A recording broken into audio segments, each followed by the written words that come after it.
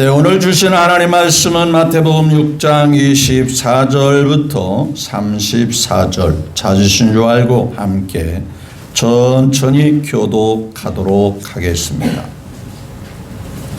한 사람이 두 주인을 섬기지 못할 것이니 허기를 미워하고 저를 사랑하거나 허기를 중히 여기고 저를 경히 여김이라.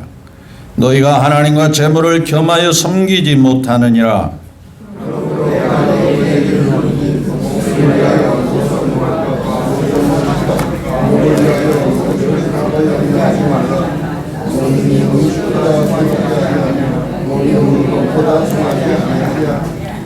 공중의 새를 보라. 심지도 않고 거두지도 않고 창고에 모아 들이지도 아니하되 너희 하늘 아버지께서 기르시나니 너희는 이것들보다 귀하지 아니하냐.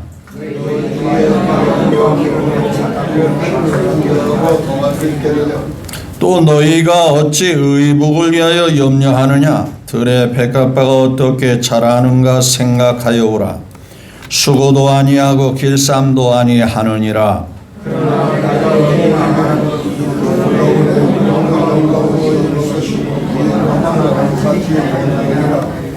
오늘 있다가 내일 아궁이에 던져지는 들풀도 하나님이 이렇게 입히시거든 하물며 너희일까 보냐. 믿음이 작은 자들아.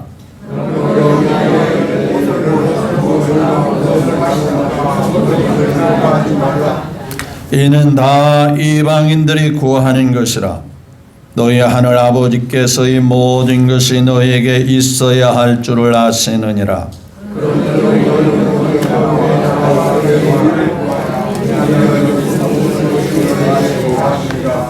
다 같이요. 그러므로 내일 일을 위하여 염려하지 말라. 내일 일은 내일이 염려할 것이요 한날의 괴로움은 그날로 족하니라. 아멘. 24절부터 34절까지 말씀을 함께 교독했습니다. 주시는 말씀을 통해서 세상의 기준과 신앙의 기준이라는 주제로 함께 은혜를 나누기를 원합니다. 먼저 하나님 앞에 예배드리는 이 예배가 하나님께 큰 영광이 되어지고 찬양이 되어지고 하나님께 경배가 되어지기를 원합니다. 또한 하나님의 복이 하나님의 사랑이 폭구수같이 우리 모두에게 임하시기를, 더 나아가서 여러분들에게 함께 있는 가족들까지, 가정에까지, 생활의 현장에까지 미치게 되시기를, 나타나게 되시기를 예수님의 이름으로 축복합니다. 옆에 사람과 함께 인사 나눕니다. 주 예수님의 이름으로 존경하고 사랑하고 축복합니다. 한번 인사. 누구 이름으로 존경한다지요? 예수님 때문에 존경하고, 예수님 때문에 사랑하고, 예수님 때문에 축복을 하는 겁니다. 왜냐하면 예수님이 존귀하니까 우리 모두도 존귀하니까요. 네,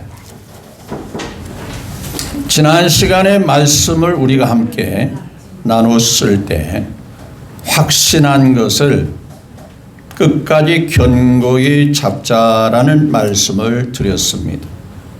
신앙은 중요한 겁니다. 그래서 금보다 귀한 믿음은 이라는 찬송가 가사가 있고 우리가 기쁨으로 찬양을 드리기도 하죠. 여러분도 공감하십니까? 동의하십니까? 무엇을? 금보다 귀한 믿음입니다. 믿음이 금보다 귀하다. 그냥 지식으로만 알면 안 되는 거예요. 실제의 삶 속에 믿음이 귀하다. 오늘도 같은 맥락에서 같이 은혜를 나누기를 원합니다. 흔히 세상 사람들은 시간의 여유가 있고 물질의 여유가 있고 환경의 여유가 있어야 신앙생활도 할 수 있지. 삶이 복잡하고 삶이 바쁜데 어떻게 신앙생활을 제대로 할 수 있어? 삶이 좀 안정되어야 생활의 여력도 있어야 신앙생활도 잘할 수 있지라는 생각을 갖지요. 그렇다면 그게 맞을까? 사실 우리들도 예수님을 정확하게 확실하게 만나기 전에는 그들과 같이 살았고 그들 같은 생각을 가지고 살아왔습니다. 그런데 그와 같은 삶을, 그와 같은 생각을 가지고 살았던 우리가 예수님 앞에 나왔어요. 따라서 예수님 앞에 나온 사람들의 삶이 제각각 다를 수 있어요. 어떤 사람은 더 충만하고 어떤 사람은 조금 덜 충만한 분이 있을 거예요. 따라서 신앙이 중요하기는 중요하지만 그래도 여전히 세상이 중요하지. 이렇게 생각하는 사람도 있고, 은혜가 충만하고 믿음이 온전하신 분은 뭐니 해도 나에게 있는 모든 은혜와 복은 하나님으로부터 오는 거야. 그러므로 하나님이 중요해. 나는 하나님보다 더 귀하신 분이 없어. 나는 믿음을 가지고 흔들림 없이 살아가는 사람이 있을 수 있는. 이 믿음은 모두가 동일하지가 않습니다. 자, 오늘 본문 말씀의 배경을 보면 예수님이 이 말씀을 하고 있었어요.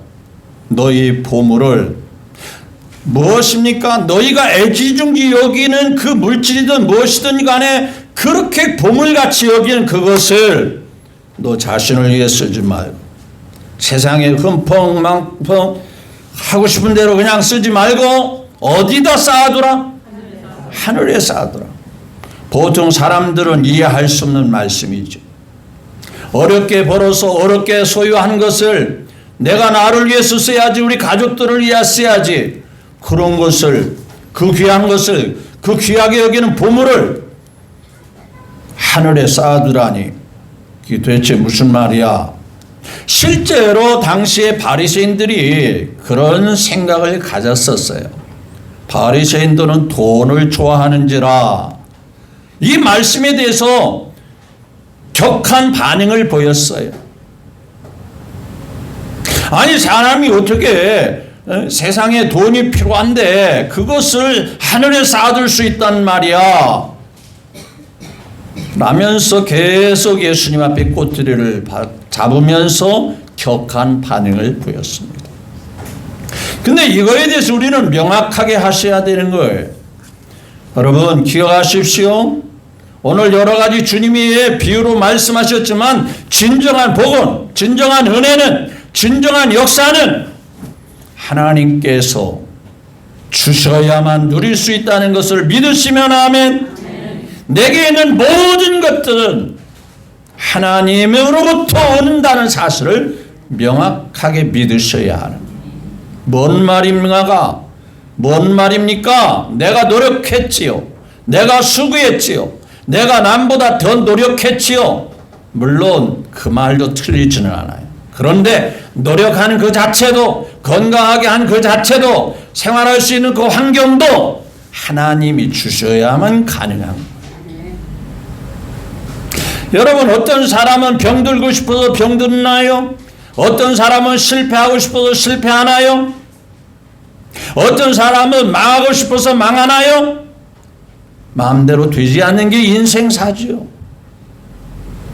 오늘 본문 말씀을 보면 하나님은 우리 모두를 다 부유하여 부자가 되지는 않게 하지만 부족함이 없게는 하시는 하나님이시죠. 그래서 다윗이 고백했지요. 여호와는 나의 목자시니 뭐라 했어요? 굉장한 부유한 재벌은 안 되게 하지만 하나님은 믿음으로 사는 자, 하나님의 사랑과 말씀을 따라 사는 자에게 부족함이 없게는 하시는 하나님이시다. 물론 크리스찬 가운데 하나님이 크게 쓰시기 위해서, 쓰임받게 하기 위하여 큰 부자가 있기도 합니다. 더 큰 일을 위해서, 큰 역사를 드러내기 위해서 재벌도 있지만 모두를 다 그렇게 하지는 않는다 그 말이에요. 하지만 부조함이 없게 하시오. 따라서 이것을 우리가 명확하게 가져야 할 것은 나의 삶 속에 내가 먼저냐, 하나님이 먼저냐, 세상이 먼저냐, 신앙이 먼저냐, 이거에 대해서는 명확하게 우선순위를 정해야 하야겠다야. 오늘 성경 우리가 주목해야 하는 것은 바로 이거였습니다. 자, 여기 보십시오. 33절을 함께 봅니다.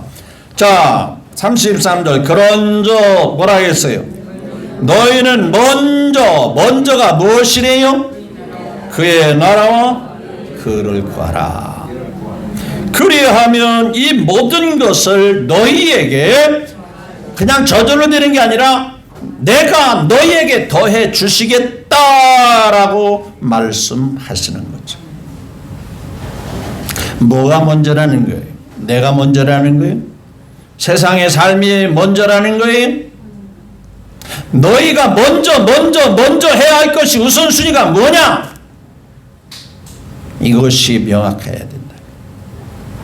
그러면 하나님이 잇따라 우리로 하여금 뭐라 했어요? 더해 주시겠다. 채워 주시겠다. 해결해 주시겠다라고 말씀합니다. 따라서 우리가 노력해서 어느 정도 이룰 수는 있지만은 하나님이 해 주시는 것만이 완전하고 확실하다는 것을 우리는 아셔야 하는 거예요. 설령 우리가 갖고 있는 것이 많다 하더라도 하나님이 지켜주지 않으면 한순간에 사라집니다.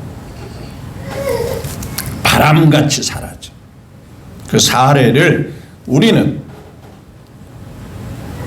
믿음이 없었던 세상의 물질과 재물이 귀하게 여겼던 롯이라는 사람을 통해서 우리는 찾아볼 수가 있어요. 신앙보다는 물질과 재물이었습니다. 신앙보다는 환경이 우선이었습니다. 그래서 선택할 때 하나님을 잘 믿는 믿음의 영적인 분위기보다는 여기가 좋사오니 이 들이 좋습니다. 이 넓은 비옥한 땅, 이곳이 좋은 곳이고 이곳에 살면 정말 축복이 넘치고 세상적으로 부유할 것 같은 생각으로 그곳을 선택했다가 하루아침에 잿더미가 되어 불과 유황불로 심판받는 소돔과 고모라 땅이 되었습니다. 아무것도 아니었습니다. 그토록 애지중지하게 여겼던 그런 모든 것들이 하나님께서 쓸어가니 불과 유황불로 심판을 내리시니 그 땅이 완전히 잿더미가 되었어요. 하와이라고 하는 그 섬나라는 미국의 영어로서 지상낙원이라고 하지 않습니까? 그런데 지상낙원이라 할 수 있는 그것이 2주 전인가요? 화재가 나서 얼마나 많은 사람들이 고통을 당했어요. 인간이 이루어놓은 모든 것들은 하나님 앞에 아무것도 아닌 거예요. 또다시 성경의 사례를 찾아본다면 욥이라는 사람을 우리가 생각해 볼 수 있어요. 욥이 당대의 부자였어요? 가난했어요? 굉장히 부자였습니다. 재산이 많았어요. 한순간에 쓸어가는데 완전히 바닥이 났어요. 완전히 처참하게 되었어요. 여러분, 하나님이 안 지켜주시면 그와 같습니다. 그런데 모든 것을 양보했던 아브라함은, 이삭은 다 우물을 파면 당시 우물은 재산 1호라고 칠 정도로 애지중지했어요. 그렇죠. 물 없으면 못 살잖아요. 우물은 보배 덩어리입니다. 근데 아무나 아무 곳에나 파면 우물이 나오는 게 아니에요. 하나님이 주신 특별한 은혜로 우물을 가졌습니다. 원주민들이 뺏어갑니다. 야, 이거 우리 마을 거야. 우리한테 내놔. 다 빼앗깁니다. 그런데 가는 것마다 파면 우물이 나와요. 신기하지요? 그들은 우물을 파도 물이 안 나와서 남이 파놓은 것을 뺏어가는데 이삭은 가는 것마다 파면 물이 나요. 누구의 은혜예요? 하나님의 은혜. 하나님이 함께 하시고 하나님이 도와주시니까 안 되는 것도 되게 하시더라, 그 얘기. 또 이삭에 대하여 특별히 주목해야 하는 축복이 무엇인지 아세요? 당대에 농사를 졌는데 당해에, 그 해에 농사를 졌는데 100배를 거두었더라라고 말씀하셔요. 농사를 접으신 분은 알지만은 농사 져가지고 100배로 결실렸다고 하는 것은 어쩌면 새빨간 거짓말일 수 있어요. 한 2배 거두고 3배 거두면 많이 거둔 거예요. 그렇죠? 세상 말로 10섬을 거둔 농부가 다음에 가서 20섬을 거뒀다면 크게 잘 된 거 아니에요? 그런데 10섬을 거둔 그 농부가 그해 농사를 졌는데 100배로 거두었대요. 몇 섬이 된 거예요? 계산은 집에 가서 해요. 하도 놀랄만 하니까. 하나님이 그렇게 해주시고 안 된 것도 되게 하시는 하나님이심을 믿으시면 아멘. 여러분, 솔로몬이 자기 아버지 다윗으로부터 많은 유산을 물려받았나요? 왕위를 이어받았어요. 그에게 똑똑해서 왕위를 물려준 것도 아니에요. 장자이기 때문에 물려준 것도 아니에요. 믿음 때문에 물려줬어요. 솔로몬의 믿음은 1천 번제를 드렸다고 하는 그 사실에서 찾아볼 수 있어요. 남이 드릴 수 없는 1천 번제, 1000마리의 양을 잡아서 하나님 앞에 제사를 드리는 그 믿음, 하나님에 대한 특심, 하나님이 감동이 되었을까요? 안 되었을까요? 그렇게 하나님을 섬기는 솔로몬에 대하여 하나님 마음이 감동이 되었어요? 안 됐어요? 되었기 때문에 그날 밤에 솔로몬에게 하나님이 말씀합니다. 솔로몬아, 내가 내게 복을 주려고 하는데 무엇을 주면 좋겠냐? 하나님, 나 우리 아버지로부터 많은 재산을 유산을 물려받았습니다. 괜찮아요가 아니고 다 필요 없습니다. 내 백성을 잘 믿음으로 인도하기 위해서 지혜를 주세요. 지혜를 주세요. 억울한 사람이 없고 재판도 잘하고 나라를 잘 이끌어가도록 하나님 지혜를 주십시오. 성령은 지혜의 신이라 그 말이에요. 따라서 솔로몬이 구한 것은 단순한 지혜보다 성령님이 함께 하기를 원한 거예요. 성령님이 도와주시기를 원한 거예요. 요즘으로 하면 성령의 인도와 역사가 있기를 원합니다. 그랬더니 하나님께서 구하지 않은 모든 것을 다 주셨다라. 풍성히 주시고도 남았는데 오늘 성경에 말합니다. 솔로몬이 이 땅에 사는 사람들 최고의 복을 받은 사람이라. 누가 그렇게 했었죠? 하나님 아버지가 그렇게 해요. 솔로몬이 돈 버는 재주가 있고 사람들을 잘 이끌어가는 재주가 있어서가 아니라 하나님의 은혜와 역사로 그렇게 되어진 거예요. 그런데 말이죠. 오늘 본문 말씀에 들의 백합화를 봐라, 공중의 새를 봐라 라고 우리를 좀 더 실감 있게 깨우치기 위해서 비유를 들어 예수님이 말씀하십니다.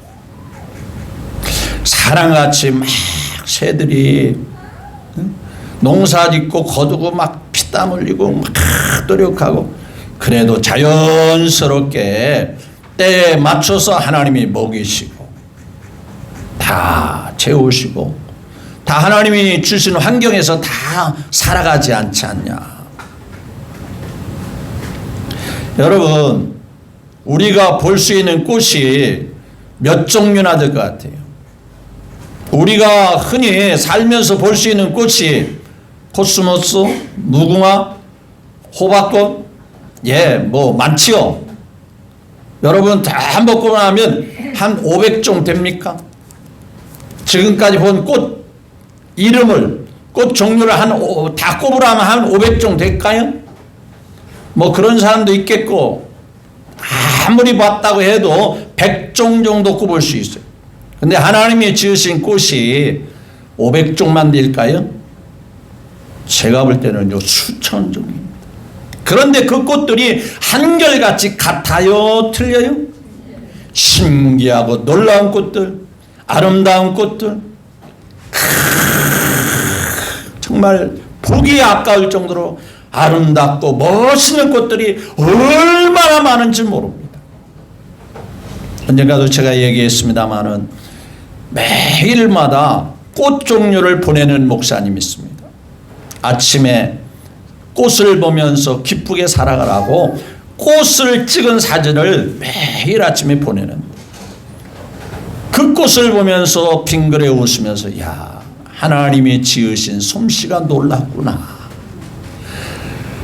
꽃의 종류가 얼마나 그렇게 많은지, 또 꽃의 모습들이 얼마나 그네 아름답고 멋있고 희한한지, 이 지구촌에 그 꽃 종류가 얼마나 많은지 모릅니다. 제가 말씀드리고자 하는 핵심은 바로 그것이죠. 그러한 모든 꽃들이 며칠 후면 혹은 한 달 후면 다 시들어지고 없어질 거잖아요. 그럼에도 불구하고 누가 아름답게 하시더라? 하나님이 하시더라. 그렇다면 나를 믿고 섬기는 내 자녀인 너희들은 꽃보다는 귀하지 않겠냐? 그냥 제멋대로 살아가는 새들도 하나님이 다 배워서 주관하는데, 내가 독생자 예수 그리스도를 통해서 너희를 구하는 내 자녀인 너희들은 내가 얼마나 귀하게 여기겠느냐? 뭐가 그리 걱정이 되느냐? 뭐가 그리 걱정이 되고 염려가 되어 신앙을 내팽개치고 아니면 새 신앙을 내 뒤로 밀어내고 세상의 마음과 뜻을 빼앗기고 있느냐? 그러지 마. 먼저 나야, 나. 먼저 신앙이야. 먼저 말씀이야. 이것을 주님이 우리에게 가르쳐 줍니다.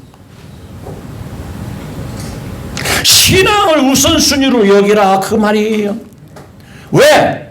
너에게 필요한 모든 복은, 너에게 필요한 모든 것은 나 여호와 하나님 아버지로부터 오기 때문이야 라고 말씀하고 있는. 여러분, 이것을 우선순위로 정하지 않으면 우리의 신앙은 들쑥날쑥 흔들릴 수밖에 없어요.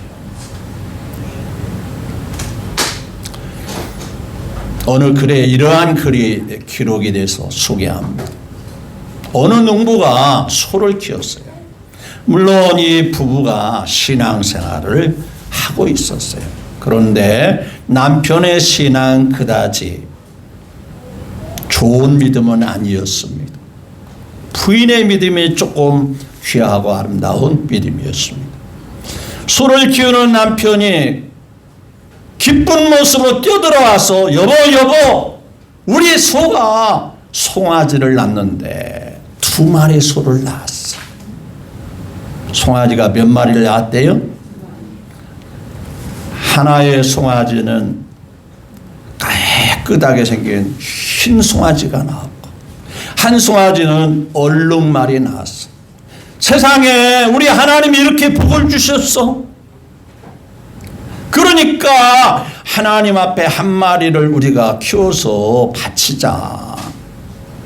당연하지. 다른 사람은 한 마리씩 나는데 우리는 2마리를 줬으니 당연히 한 마리 하나님을 위해서 나중에 키워서 바쳐야지. 두 부부가 합의를 했어요. 그런데 믿음의 좀 부인이 남편에게 말했습니다. 무슨 소를 낳았다지요? 금방 다 잊어버렸나? 하얀 수하고 얼룩수가 났거든요. 그러니까 구별하기가 좋아요, 안 좋아요? 좋잖아요. 비슷한 게 아니니까. 그래서 두 송아지 중에 하나를 미리 선택해서 이것은 하나님 거다 그러면서 키우자. 그러니까 남편이 하는 얘기가, 야, 이게 새끼인데 더 키우고 난 다음에 그때 정하면 되지. 이게 문제였어요. 이게 문제였어요. 아주 확실하게 정하지는 않는 거예요. 그냥 나중에 정하면 되지. 근데 어느 날 소를 키우는 남편이 얼굴이 풀이 죽어가지고 집에 들어왔어. 여보 누구 수가 죽었어? 네? 답을 알고 있네. 네. 주님의 소가 죽었어. 그러더라는. 그러니까 부인이 여보, 주님의 소가 죽었다고? 우리 정하지 않았잖아요. 그랬더니 남편이 하는 말이, 당신은 안 정했지만 내 마음으로는 내심 얼룩소가 하나님의 소라고 생각하고 키웠는데 그 소가 죽었어. 그러더라는 거예요. 여러분, 마음에 확고부동하게 정하지 않으면 언제든지 누구 수가 죽는 줄 아십니까? 상황에 따라 누구 수가 먼저 죽는 줄 알아요? 주님의 수가 언제나 죽게 돼 있어요. 왜? 우선순위가 자기니까. 우선순위가 자기 형편이니까. 지나가는 소리 듣지 마십시오.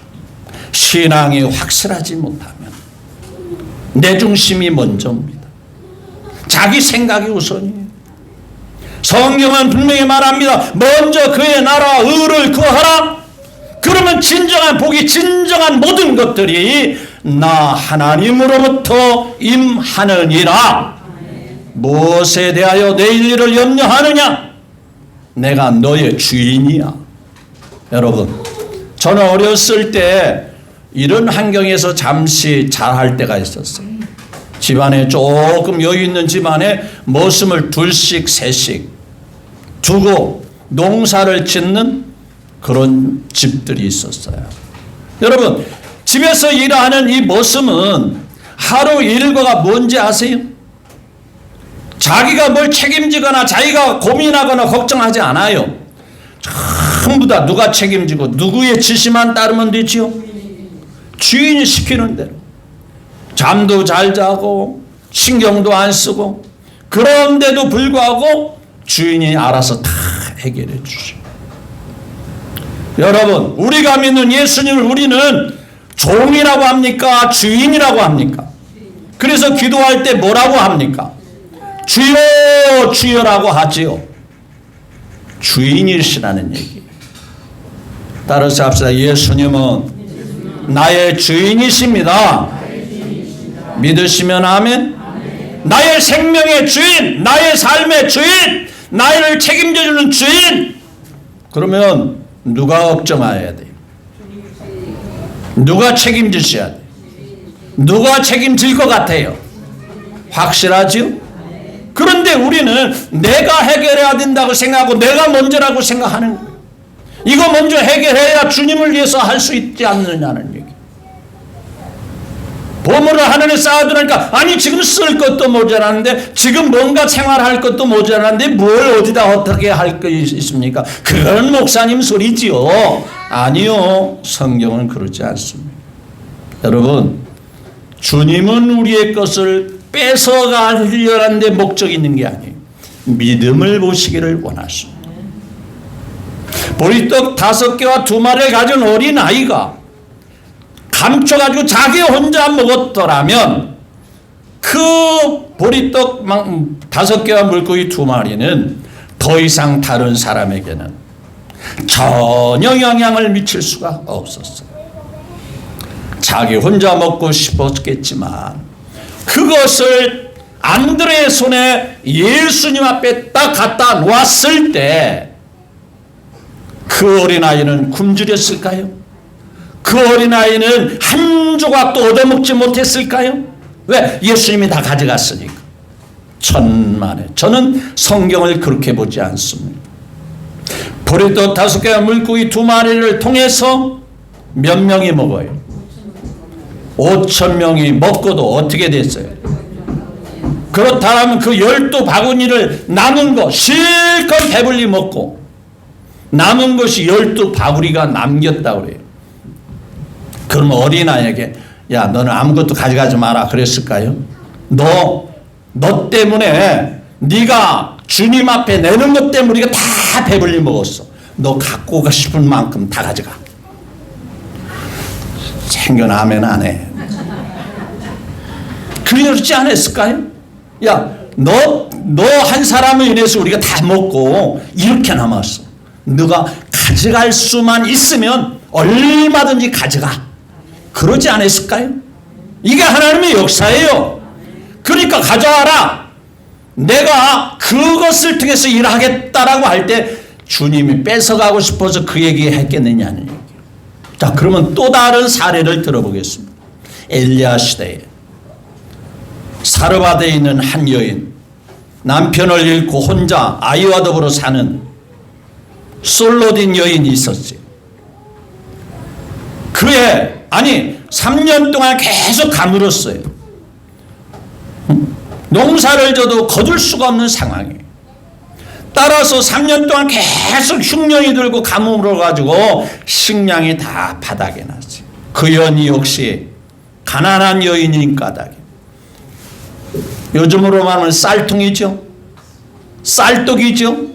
가봤더니 떡을 만들어서 가루 한 움큼이라 얼마 되겠어요. 손으로 딱 잡으면 그저 한두 개 만들까 말까 한 그 정도밖에 남지 않았어.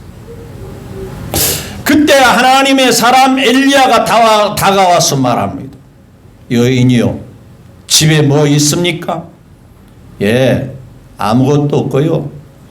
쌀떡에 가루 한 움큼밖에 없습니다.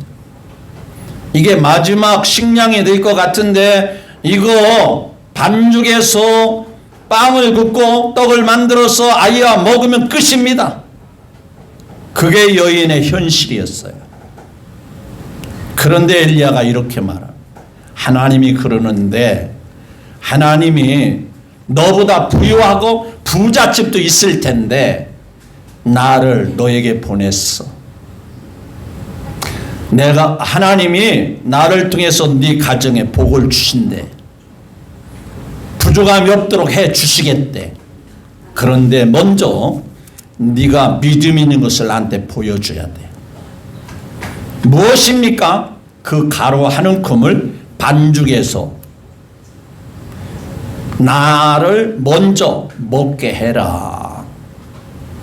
여러분, 믿음이 없다면 이것은 완전히 사기치는 겁니다. 속이는 거예요. 그렇죠. 없는 사람에게 도와줄 망정 그 있는 것까지 뺏어 먹겠다는 심보 아닌가요? 그러니까 믿음이 없는 입장에서 볼 때 그렇습니다. 그렇지 않습니까? 쌀 한 푸대를 가지고 가루 한 푸대를 갖다가 그 집에 도와주지는 못할 망정 있는 것을 자기가 먼저 먹겠다고 하는 거예요. 믿음이 없는 사람이라면 그 말도 받아들일 수도 없고 그 한 움큼을 반죽해서 그 하나님의 종에게 대접할 수도 없는 상황이에요. 그런데 그 여인은 누가 보냈다지요? 누가 부족함이 없게 하신다지요? 하나님이 해주시겠다. 그러니까 무조건 달라는 게 아니었어요. 하나님이 그렇게 해주신대.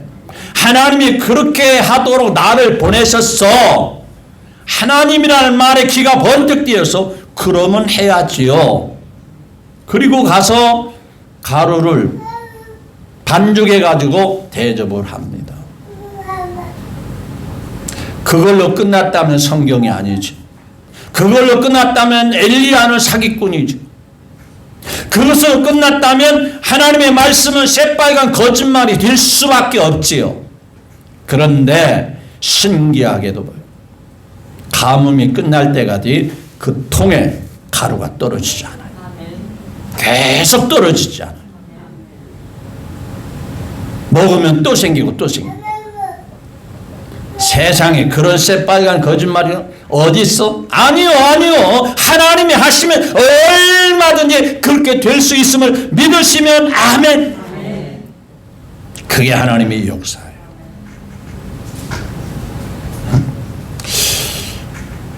제가 잠깐 제 얘기 좀 해야 되겠어요. 개척교회 할 때 식량이 늘 부족합니다.